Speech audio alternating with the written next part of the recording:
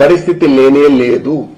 NDDB ద్వారా 50 కోట్ల రూపాయల డొనేషన్ ని స్వీకరించి టీటీడీ ఈ గిర్ సాహివాల్ కాంక్రీజ్ లాంటి ఆవుల ఉత్పత్తి కేంద్రంలో మొత్తం అన్నింటినీ కూడా ఆడదూడలనే పుట్టేటట్టుగా చేసి తద్వారా టీటీడీ సొంతంగా నెయ్యిని ఉత్పత్తి చేసేటువంటి కార్యక్రమాలకు పూనుకున్నదే జగన్మోహన్ రెడ్డి గారు.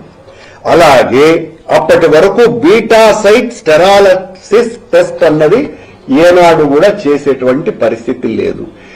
ఈ టెస్టుకి పరికరాల కోసమని టెండర్కు పోయింది కూడా జగన్మోహన్ రెడ్డి గారి ప్రభుత్వమే. మరి మా హయాంలోనే కదా ఈ రకమైనటువంటి ఏర్పాట్లన్నీ కూడా మేము చేసింది. సరళం చేయటం ద్వారా కొత్తగా వచ్చినటువంటి సంస్థలు ఏవి, తద్వారా నెయ్యి కల్తీ చేసినారు అన్నటువంటి ఏ విషయంలో బయటపడ్డది అన్న విషయం చంద్రబాబు నాయుడు గారు కానీ పవన్ కళ్యాణ్ గారు కానీ చెప్పకుండా సరళతరం చేయడం ద్వారా అన్ని కంపెనీలు వచ్చినాయి అని మాట్లాడుతున్నారు. సరళతరం చేయకముందే బోలే బాబా అనేవాడు టెండర్ వేసి ఉన్నాడు. సరళతరం చేయకముందే ప్రీమియర్ డైరీ 90% చంద్రబాబు టైంలో అంతా కూడా నెయ్యిని సరఫరా చేసింది. మేము కఠినతరం చేసిన తరువాతనే ఏఆర్ డైరీ ఈరోజు ఏఆర్ డైరీ అనేటువంటి 4 ట్యాంకర్లను పట్టుకొని ఈ కల్తీకంతా కూడా కేంద్ర బిందువుగా మారినటువంటిది ఏదైతే ఉందో ఇది కఠినతరం చేసిన తరువాత పాల్గొన్నటువంటి టెండరర్ ట్యాంకర్ల ద్వారా ఈ మొత్తం విషయం అంతా బయటకు వచ్చింది.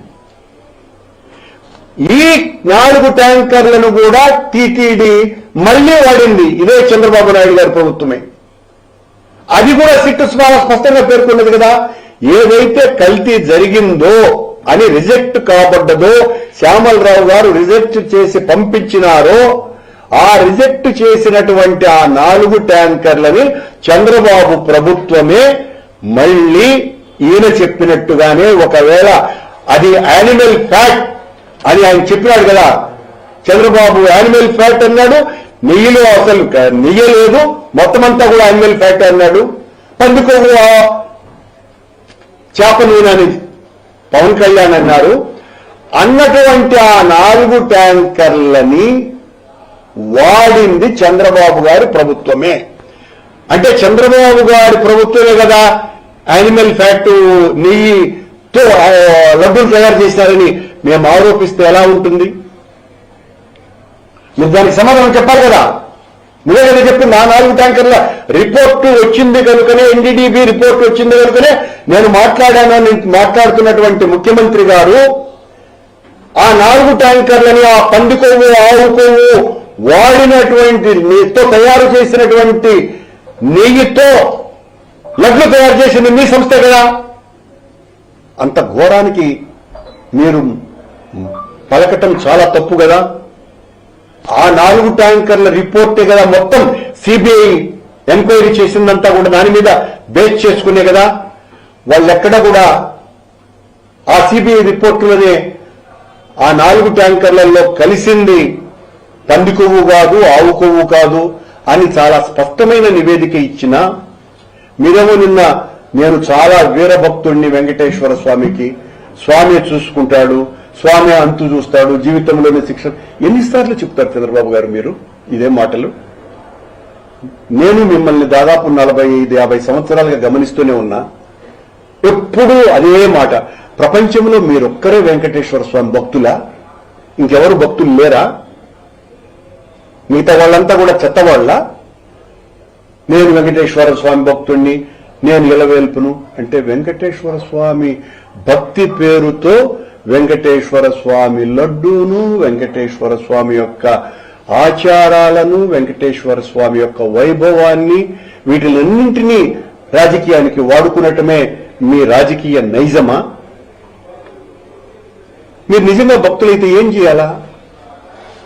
ఆ ఎన్డీడీబీ రిపోర్టు ఏమొచ్చిందయ్యా అని విచారణ సరిగ్గా చేయించుకోవాల్సినటువంటి పనులే అధికారుల ద్వారా?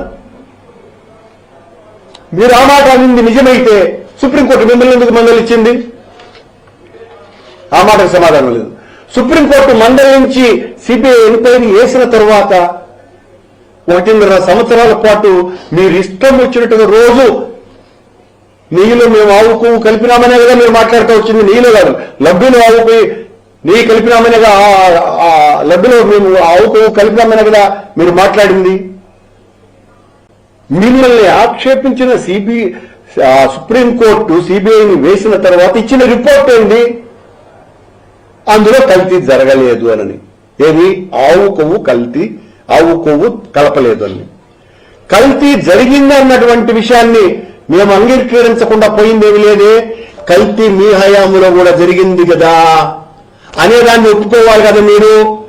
ప్రీమియర్ డైరీ మీ హయాంలో 90% ఉత్పత్తి చేసింది కదా, సరఫరా చేసింది కదా. ఈ బోలే బాబా మీ హయాంలో 291 రూపాయలకు గీ సరఫరా చేశాడు కదా. వైసీపీ ప్రభుత్వంలోనే జరిగింది అనేదానికి మా మీద రుద్ది జగన్ గారిని, నన్ను, సుబ్బారెడ్డిని బొమ్మలేసి రాష్ట్రమంతా ప్రచారం చేయించి, ఏది మీరు చెప్పినటువంటి మాటలు తప్పు అని తెలిసిన తరువాత కూడా ఈ రకమైనటువంటి ప్రచారం చేస్తూ దాన్ని కూడా నమ్మటం లేదు జనము అనని హింసను ప్రేరేపించటం సబబా? రాష్ట్రంలో శాంతి భద్రతల సమస్యను తీసుకురావటం మంచిదా? ఎవరి ఇండ్ల మీద దాడి చేస్తున్నారు? భోగి పండగ రోజున రాష్ట్రమంతా పాత వస్తువులన్నింటినీ కూడా మంట వేసి చలిగాంచుకుంటారు. తెలుగుదేశం పార్టీ, జనసేన పార్టీ కార్యకర్తలు మా పార్టీ నాయకుల ఇళ్లు గాల్చి చలిగాంచుకుంటున్నారు. ఇప్పుడు మా పార్టీ నాయకుల ఇళ్లు కాల్చి భోగి మంట వేసుకోవటమే మీ నైజమా? ఇది పద్ధత? ఎక్కడ తప్పు జరిగింది అన్నటువంటి విషయాలని ఒక ఉన్నతమైనటువంటి స్థానంలో ఉన్న మీరు సరి అయినటువంటి రీతిలో ప్రవర్తించాల్సింది పోయి, మీరు అంటే తనాతందానానని ఆ పవన్ కళ్యాణ్ గారు మెట్లు గడుగుతాడు, పొరకలతో ఊడుస్తాడు, ఐసనాతని అని విర్రవీగిపోతారు. ఇంతకు మీ నోట్ల నుంచి వచ్చినటువంటి ప్రోడక్ట్ ఏంటి? ఇంత బాధ్యతాయుతమైనటువంటి వ్యక్తులుగా మీరు మాట్లాడినటువంటి మాటల ద్వారా సమాజానికి ఏ సందేశం ఇచ్చినారు? మీరు లడ్డూలో పంది కొవ్వు కలిసింది అని మీరు అన్నటువంటి మాటలకి నష్టం ఎవరికి వచ్చింది? జగన్మోహన్ రెడ్డి గారి కంటే వెంకటేశ్వర స్వామికి వచ్చింది.